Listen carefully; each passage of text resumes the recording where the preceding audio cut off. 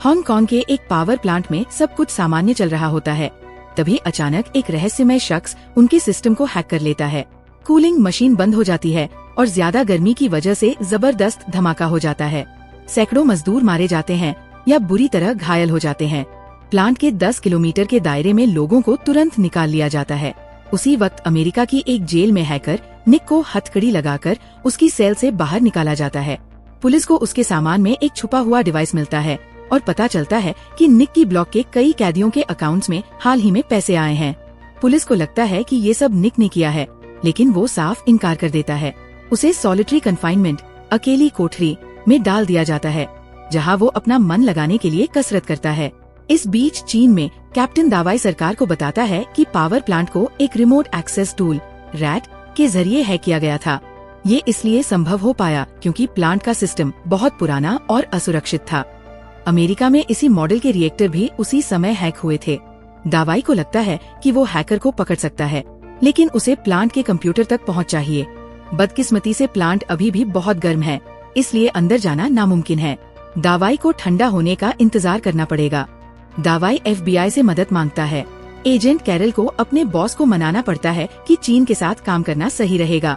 दावाई को अमेरिकी प्लांट पर हुए साइबर हमले का कोड तो मिल जाता है, लेकिन उसे डिकोड करने की समझ नहीं है। वो अपनी बहन लियन को बुलाता है, जो एक नेटवर्क इंजीनियर है।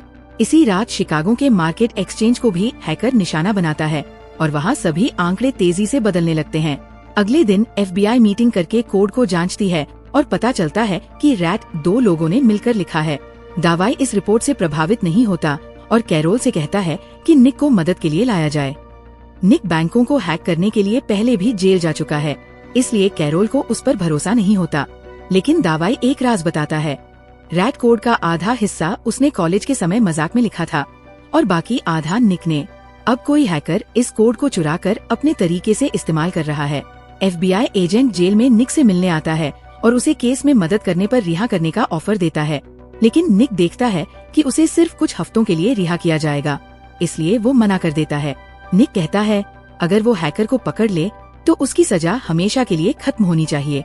FBI इस शर्त को मान लेती है। दावाई खुद निक को लेने आता है। फ्लाइट में दावाई उसे कोड दिखाता है, जिस पर कैरोल गुस्सा होती है क्योंकि समझौते के अनुसार निक को कंप्यूटर तक बिना निगरानी के पहुंच नहीं मिलनी चाहिए थी। जल्द ही निक को मार्केट एक्सचेंज के टर्मिनल देखने की इजाजत दी जाती है। वहाँ वायरस सिर्फ तभी डाला जा सकता है जब कोई व्यक्ति खुद जाकर सिस्टम में डाले, और उसके लिए बॉस के अंगूठे का निशान जरूरी होता है। निक को पता चलता है कि बॉस के USB ड्राइव में छुपा कोड डाला गया था। जब वो शक की लिस्ट बनाता है तो बॉस को लोजानो नाम का एक लड़का याद आता है, जो सिर्फ 1 महीने काम करके अचानक गायब हो गया। निक और लियन उस कोड को एनालाइज करते हैं और पाते हैं कि कोड अधूरा है, यानी हैकर को जल्दी पैसे चाहिए थे, इसलिए उसने सोया मार्केट को हैक करके पैसा कमाया और अब वो कोड पूरा करने में लगा है ताकि अगला बड़ा हमला कर सके। FBI सिक्योरिटी कैमरा देखकर लोजानो को पहचान लेती है। उसके टैटू से पता चलता है कि वो एक गैंग का मेंबर है और झूठी पहचान से नौकरी मिली थी। अगर पुलिस उसे सीधे पकड़ने जाएगी तो शक होगा, इसलिए निक और लियन खुद उससे मिलने जाते हैं। लेकिन जब वे उसके घर पहुंचते हैं तो लोजानो मरा हुआ मिलता है। उसके हाथ में सुई होती है। वे उसके कंप्यूटर को चेक करते हैं। वहाँ ऐसे डिवाइस लगे होते हैं जो उसकी पहचान छुपाते हैं और डेटा को एन्क्रिप्ट करते हैं। निक को एक ईमेल मिलता है जिसमें एक मीटिंग का जिक्र होता है। वह मेल का जवाब भेजकर समय और जगह कंफर्म करता है। जो एजेंट निक की निगरानी कर रहा होता है वह रिपोर्ट नहीं भेज पाता क्योंकि नेटवर्क नहीं होता। निक उसका फोन ठीक करने के बहाने ले लेता है और उसमें लगी मॉनिटरिंग ऐप को छेड़ देता है। उधर कैरोल और दावाई ट्रेड एक्सचेंज के बॉस से क्लाइंट फाइलें मांगते हैं।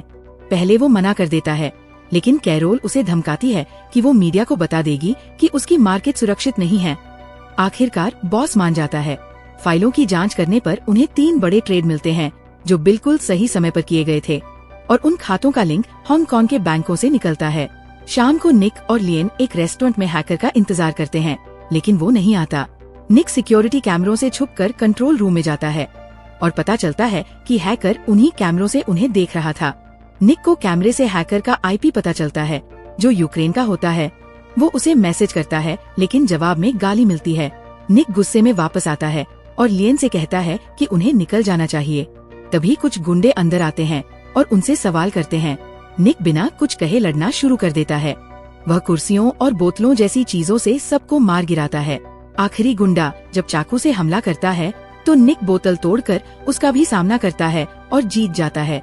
बाद में निक दावाई को फोन करके बताता है कि वो ईमेल सिर्फ एक जाल था और अब हैकर जान चुका है कि वे उसका पीछा कर रहे हैं। अगली सुबह वे चीन जाने का फैसला करते हैं ताकि बैंक अकाउंट्स को ट्रेस कर सकें। निक और लियन रात साथ बिताते हैं। अगले दिन वे उस पावर प्लांट पहुंचते हैं जहां अभी भी बचाव कार्य चल रहा होता है। प्लांट बहुत गर्म है, इसलिए उन्हें कंप्यूटर तक पहुंचने के लिए इंतजार करना पड़ेगा। फिर वे लोकल पुलिस से मिलते हैं जिन्होंने बैंक अकाउंट्स के असली मालिकों को ट्रैक कर लिया है। वे 3 साधारण गुंडे लगते हैं जो कासर नाम के एक अपराधी से जुड़े हुए हैं, तो संभव है कि वे हैकर का मुखौटा हों। पुलिस काफी समय से उनका पीछा कर रही थी, लेकिन उन्हें कोई संदिग्ध गतिविधि नहीं दिखी। लेकिन निक उनके रोज के रास्तों की जांच करता है और एक पते में समानता पाता है। निक और दवाई उस जगह पर जाते हैं जहां उन्हें एक पुलिस वैन दिखती है जो एक लेबनानी तस्कर की निगरानी कर रही होती है। वे वैन की सिक्योरिटी फुटेज चेक करते हैं और पता चलता है कि तीनों अकाउंट के मालिक हर सुबह वहां आते हैं, लेकिन सिर्फ मैसेज करते हैं। निक फोन लेकर आसपास सिग्नल ढूंढता है और झाड़ियों में एक छिपा हुआ ट्रांसमीटर खोज लेता है। वे उसे तुरंत कंप्यूटर से जोड़ते हैं और पाते हैं कि ये लोग बस उस जगह से गुजरते हैं और हैकर से मैसेज ले लेते हैं, जिन्हें बाद में डिलीट कर देते हैं ताकि कोई सबूत न बचे। कुछ देर बाद टीम देखती है कि तीनों अकाउंट से पैसे निकाल लिए गए हैं, मतलब हैकर ने कैश आउट कर लिया है। जब दवाई ये बात निक को बताने जाता है तो पाता है कि वो उसकी बहन के साथ सो रहा है। फिर टीम हेलीकॉप्टर से कासर का पीछा करने निकलती है। रास्ते में दवाई निक से कहता है कि उसे लियन के साथ अपने रिश्ते पर दोबारा सोचने की जरूरत है, क्योंकि हो सकता है वो फिर जेल चला जाए। जब वे उस जगह पहुंचते हैं तो पाते हैं कि निगरानी करने वाले पुलिस अफसर मारे जा चुके हैं। टीम इमारत में घुसती है और हर कमरे की तलाशी लेती है, लेकिन कासर और उसके लोग गायब होते हैं। फर्श में एक गुप्त रास्ता होता है जिससे टीम नीचे जाती है। तभी अपराधी गोलियां चलाना शुरू कर देते हैं। एजेंट भी जवाबी फायरिंग करते हैं। कासर वहां होता है और एक एजेंट को ढाल बनाकर पकड़ लेता है। कुछ और लोगों को गोली मारने के बाद वह बंधक को गर्दन में छुरा घोंप देता है। जब कासर और उसके लोग सुरंग से बाहर निकलते हैं तो वह उसे उड़ाने की तैयारी करते हैं, लेकिन टीम का दूसरा हिस्सा पहले से ही वहां इंतजार कर रहा होता है और गोलियां चलानी शुरू कर देता है। जब गुंडे जवाबी फायर करते हैं, कासर विस्फोटक चालू कर देता है जिससे सुरंग ढह जाती है और अंदर के सारे एजेंट मारे जाते हैं। बिना बैकअप के बाहर की टीम भी ज्यादा देर टिक नहीं पाती और भी एजेंट मारे जाते हैं। वे कंटेनरों के पीछे छिप जाते हैं और अपराधी नाव लेकर भाग जाते हैं। कासर गुस्से में होता है क्योंकि उसका एक आदमी मर रहा होता है।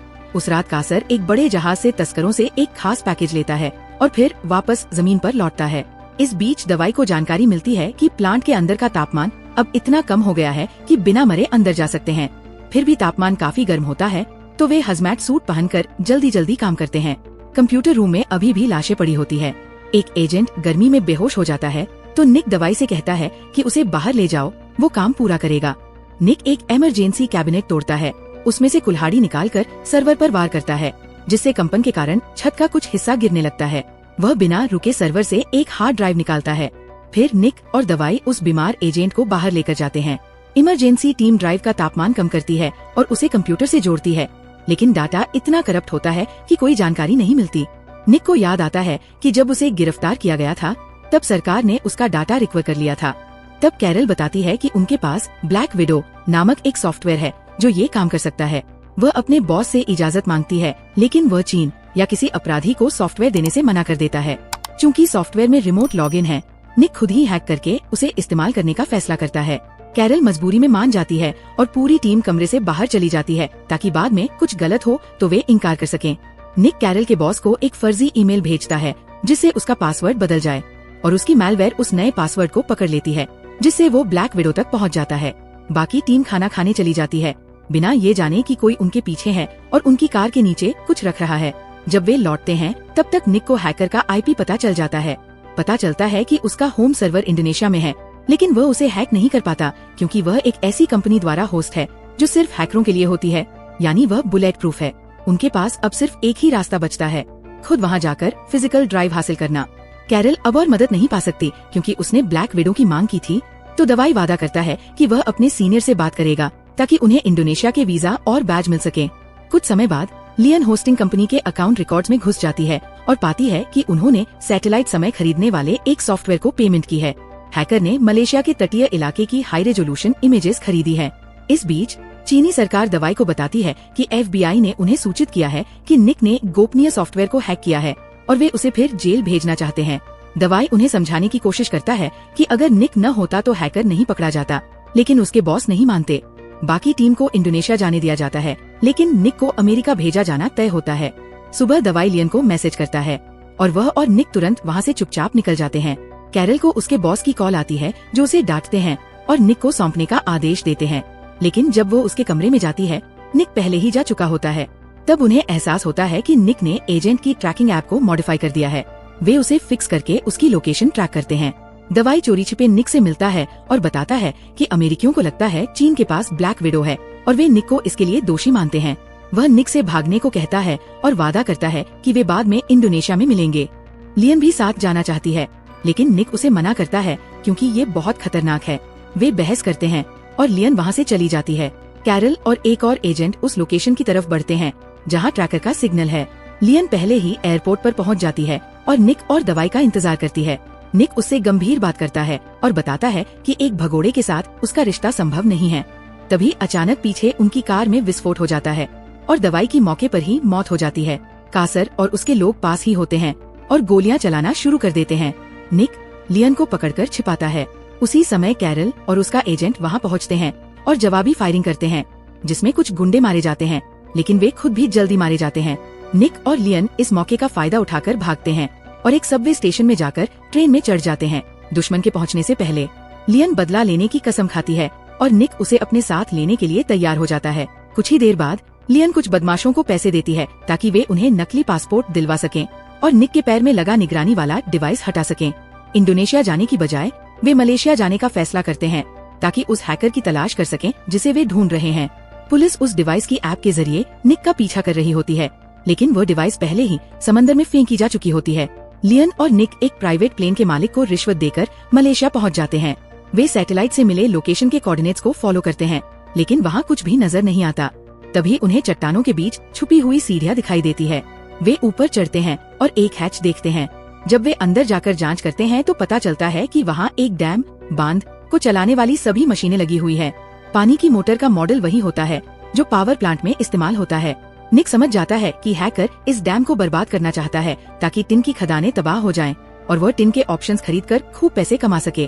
पहले के साइबर हमले तो सिर्फ अभ्यास थे ताकि कोड को परफेक्ट किया जा सके। कुछ समय बाद निक और लियन इंडोनेशिया पहुंचते हैं और बहुत सारे औजार खरीदते हैं जिन्हें वे अपने कमरे में कंप्यूटर से जोड़कर लगाते हैं। फिर निक एक पार्किंग की छत पर जाकर एक वैन को नीचे धकेल देता है, जिससे वो वैन सीधे एक होस्टिंग कंपनी की बिल्डिंग पर गिरती है और भारी नुकसान होता है। वहाँ तुरंत पुलिस और इमरजेंसी टीमें पहुँच जाती है। इसी अफरातफरी में निक चुपचाप अंदर घुसकर अपने कंप्यूटर को सर्वर से जोड़ता है और कुछ जरूरी फाइल्स और कोड्स डाउनलोड करता है। वापस कमरे में जाकर वे उन फाइल्स को चेक करते हैं और पाते हैं कि हैकर के पास रैट रिमोट एक्सेस टूल का तीसरा वर्जन है और वो सच में डैम को टारगेट कर रहा है। उन्हें हैकर की असली अकाउंट जानकारी भी मिल जाती है। अगले दिन लियन बैंक जाती है और रिसेप्शनिस्ट से कहती है कि उसकी मैनेजर के साथ एक प्रेजेंटेशन है, लेकिन उसके नोट्स पर गलती से कॉफी गिर गई। रिसेप्शनिस्ट उसकी मदद करता है और उसका USB ड्राइव सिस्टम से जोड़ता है, जिससे निक बैंक सिस्टम में हैक कर लेता है और हैकर के सारे पैसे अपने अकाउंट में ट्रांसफर कर देता है। फिर निक हैकर को एक चेतावनी मैसेज भेजता है जिसमें एक फोन नंबर होता है। कुछ समय बाद कासर की कॉल आती है, लेकिन निक कहता है कि वह सीधे हैकर से बात करना चाहता है और कॉल काट देता है। फिर दोबारा कॉल आता है और इस बार खुद सादक बात करता है, जो असली हैकर और कासर का बॉस होता है।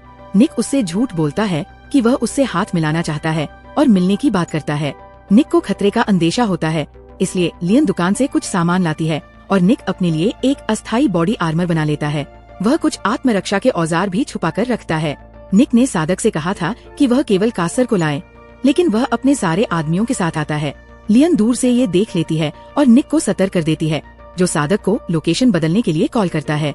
शाम को वे एक लोकल फेस्टिवल में जाते हैं, लेकिन सादक फिर अपने लोग साथ लाता है।